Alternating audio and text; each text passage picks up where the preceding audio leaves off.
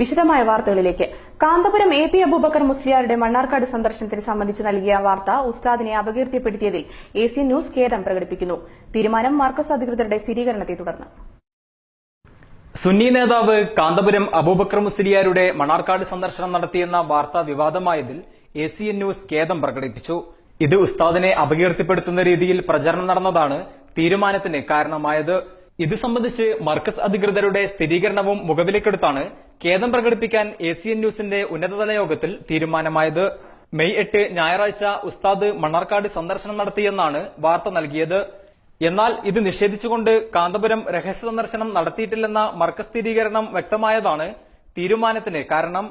അഖിലേന്ത്യാ അടിസ്ഥാനത്തിൽ ഉന്നത പദവികളെ അലങ്കരിക്കുന്ന കാന്തപുരം അബൂബക്കർ മുസ്ലിയാർക്കും അദ്ദേഹം നേതൃത്വം നൽകുന്ന ബഹുജന സംഘടനയായ കേരള മുസ്ലിം ജമാഅത്തിനും അഭിമാനക്ഷതമേകുന്ന സാഹചര്യത്തിലാണ് ഇത് സംബന്ധിച്ച് അഗാധമായ ഖേദം പ്രകടിപ്പിക്കാൻ വാർത്താ വിഭാഗം തീരുമാനിച്ചത്.